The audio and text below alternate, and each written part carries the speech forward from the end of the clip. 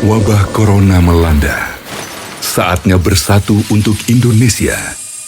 Kita semua adalah bagian aksi penyelamatan bangsa. Sedekah pangan terbaik kita, solusi kehidupan jutaan saudara yang kini teramat membutuhkan. Ayo, kuatkan Indonesia. Kirimkan kepedulian kita. Bersama ACT. Aksi cepat tanggap.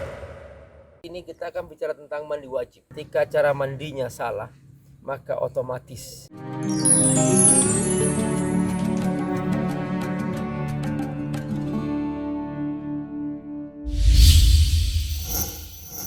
jangan lupa donasi untuk keberlangsungan FAT-TV ini. Insya Allah semua yang Anda donasikan Allah akan mengganti dengan lipat ganda, karena di sini Anda beramal jariah. Ayo bergabung dalam dakwah FAT-TV. Semoga Allah berkahi. Bismillahirrahmanirrahim. Assalamualaikum warahmatullahi wabarakatuh. Saudaraku, masih bersama Abi dan Uma tentang peranan seorang ibu di Ramadan. Kali ini kita akan bicara tentang mandi wajib. Banyak sekali dalam rumah tangga seorang ayah tidak tahu cara mandi wajib.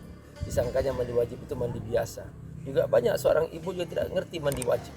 Padahal ketika cara mandinya salah, maka otomatis dia juga tidak sah sholatnya, tidak sah ibadahnya. Mengapa? Karena cara mandinya salah. Jadi kita harus tahu cara mandinya, bukan asal keramas, tetapi di situ ada niat yang harus kita niatkan. Ini bedanya antara mandi biasa dengan mandi wajib. Mandi wajib itu karena ada hubungan suami istri, pertemuan dua kemaluan, dan itulah disebut dengan hubungan suami istri. Maka Anda harus mandi wajib dalam kondisi seperti itu. Nah, termasuk juga ketika seorang ibu atau seorang putri sudah mulai balik dan dia sudah mulai haid. Ketika selesai haid, dia juga harus mandi wajib. Nah, harus tahu cara mandi. Nah, inilah dia cara mandi yang harus kita ketahui. Ya, ini. Biasanya kalau bicara tentang anak-anak, tentunya orang tua berperan besar di sini untuk memberikan wawasan tentang fikih ya, balik gitu ya, bagi laki-laki pada sebaiknya seperti apa itu harus diketahui oleh anak supaya dia tahu itu ada batasan di mana saat balik itu dia sudah melakukan semua kita agama ya harus dia lakukan. Begitu juga dengan seorang perempuan. Pada saat itu pula seorang perempuan yang sudah balik juga harus sudah mulai menjaga dirinya, menjaga auratnya gitu. Karena semua pada saat dia balik, semua yang dia lakukan itu sudah menjadi buku catatan ya, buku catatan dosa dan pahala. Kalau bicara tentang mandi wajib itu caranya gimana, Bang? Jadi kan ada dua hadas. Ada hadas kecil, hadas besar. Al-hadasul asghar, maka itu cara menghilangkannya dengan wudu. Al-hadasul akbar, cara menghilangkannya dengan mandi. Nah, kalau wudu kita sudah tahu ya. Ingat bahwa batas muka itu hanya perhatikan dari tumbuhnya rambut di atas, pentil telinga, dan kemudian di sini dagu sampai terakhir ya. Jadi jenggot ini termasuk muka juga. Makanya ketika seorang punya jenggot harus celah-celahi. Kemudian setelah itu dia membasuh tangan. Ini dibasuh ya. Air mengalir itu maksud basuh. Bukan air diusap-usap, bukan. Jadi ada orang berwudu tapi dengan air diusap-usap. Air harus mengalir, itu namanya membasuh. Tangan juga air harus mengalir. Nah, sekalipun mengalir sedikit tapi ada yang mengalir setelah itu diusap. Itu namanya membasuh tangan sampai ke siku. Ada orang nggak sampai ke siku.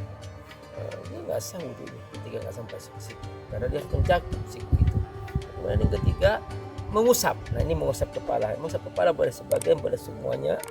Boleh dari awal dari bagian muka kepala sampai belakang kepala, terus balikin ke depan lagi. Setelah itu dia mengusap kedua telinga, terus juga mengusap leher. Nah, tapi yang kaki dibasuh, air mengalir sampai ke mata kaki. Ini tentang wudu. Tapi kalau mandi ya semuanya. Hanya sunnahnya kita hendaklah pertama-tama kita bersihkan dulu kotoran-kotoran, kemudian basuh tangan, kemudian juga kita bersihkan semua celah-celah kotoran yang masih belum bersih. Setelah itu baru mulai kita berniat mandi. mandi untuk menghilangkan hadas besar. Nah, supaya badan tidak kaget, disunahkan kita memulai sedikit dibasuh pada bagian kanan itu, setelah itu pada bagian kiri. Nah, akhirnya semuanya basah, celah-celahi, digosok-gosok sehingga tidak ada pori-pori yang tidak kebagian air. Itulah mandi wajib. Semua di celah-celah jari-jari, di celah-celah kaki juga seperti itu. Ini sama saja, perempuan juga demikian seperti itu. Tapi bagi ibu khususnya di Ramadan biasanya kesulitan ketika bersahur. Artinya, misalnya dia selesai haid malam hari, kemudian jika memang bisa mandi langsung pada malam hari itu lebih bagus. Ya. Kalau misalnya karena malam itu dia masuk ke sholat isyaknya, maka dia ketika misalnya jam 11 selesai, nggak keluar lagi dari sejak jam 9 gitu ya. Nah jam 11 itu dia udah memastikan bahwa ini udah bersih, dia kalau bisa dia mandi dan segera dia sholat isya karena sudah wajib sholat isyaknya.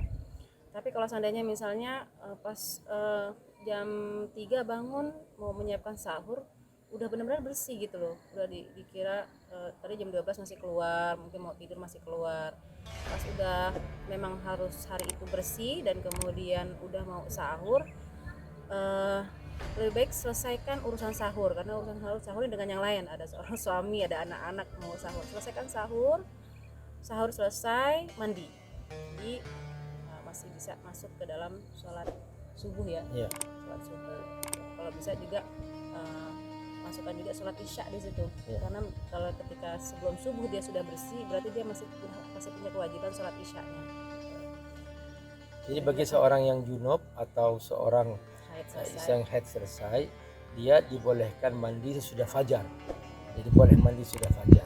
Jadi sekalipun sudah niat puasa sebelum fajar, dia juga sesudah fajar boleh mandi. Jadi niat, kemudian dia bersahur, selesai sahur, udah mandi. Kan azan subuh tuh, udah bisa sholat subuh. Jadi kita makan sahurnya dulu, karena ini sahur ini ada batasnya. Ya, ada yang sampai mendahulukan mandi sampai nggak sahur. Iya. Nah itu salah ya. Apalagi ya? Itu pentingnya mandi wajib. Iya, pentingnya mandi wajib. Intinya adalah perempuan itu harus tahu awal dan akhirnya. Jadi kalau sunat misalnya kita bagi wanita yang rapi ya, haidnya rapi, ini perkiraan 3 hari lagi ini mungkin haid sekitar 3 hari. Jadi baik mereka yang punya rapi atau tidak rapi, sebenarnya lebih baik ketika mau sholat itu dijenguk dulu gitu loh, menjenguk. Artinya dia berusaha buang air kecil, dia lihat ada sesuatu juga. Kenapa? Karena banyak orang yang merasa aku tadi nggak pengen pipis, tinggal wudhu aja. Ternyata dia setelah sholat dia menumbuhkan darah. Berarti kan dia membawa darah itu ketika sholat gitu. Nah seharusnya setiap mau berwudhu dia tetap harus ngecek gitu kondisi. Kecuali buat mereka yang misalnya 3 hari udah suci, dia merasa udah aman, nggak ada terus baru pipis juga, itu insya Allah masih aman. Tapi kalau sudah mendekati ke 3 hari mau haid, dia harus selalu hati-hati, menjenguk lagi dan menjenguk lagi supaya ketika sholat itu nggak membawa najis gitu. Banyak wanita melambat-lambatkan diri untuk mandi, akibatnya dia kehilangan waktu sholat, maka dia dosa karena dia dengan sengaja meninggalkan sholat. Begitu Anda yakin bahwa Anda sudah bersih, segera mandi, jangan perlambat diri. Siapa tahu ajal datang, Anda masih belum melaksanakan sholat, maka itu menjadi hutang Anda dipikul sampai di akhirat. Karena itu ketika Anda suci segera mandi, supaya Anda segera bebas dari sebuah beban yang harus Anda kerjakan. Mandi wajib adalah satu keharusan, tidak bisa dihindari.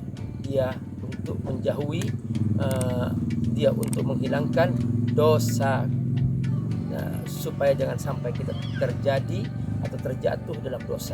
Karena itulah ayo jaga syariat Allah Subhanahu wa taala. Semoga Allah berkati. Tetap bersama Abi dan Ummah tentang ibu di Ramadan hanya di FAT TV. Wassalamualaikum warahmatullahi wabarakatuh. Assalamualaikum warahmatullahi wabarakatuh. Virus corona sudah kita sadari bahwa begitu cepat menyebar dan sudah banyak yang jadi korban, dan saatnya kita turun tangan untuk memberikan bantuan kepada mereka. Teman-teman AJT semuanya sudah siap siaga dan sudah membangun posko di hampir seluruh belahan bumi Indonesia yang kita cintai ini. Abi kali ini ingin mengajak teman-teman dermawan semua dimanapun Anda berada. Ayo kita bergabung dalam jihad harta.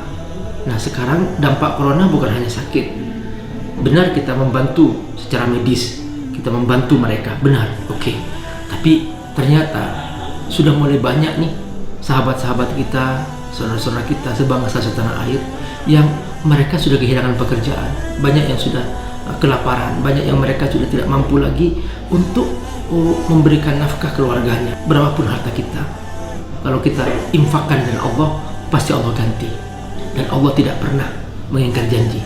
Kalau kamu berinfak, aku jamin, kata Allah, itu hutangku kepadamu.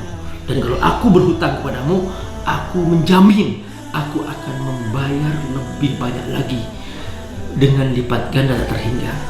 Membantu saudara-saudara kita yang terdampak corona karena mereka kehilangan pekerjaan, kehilangan nafkah.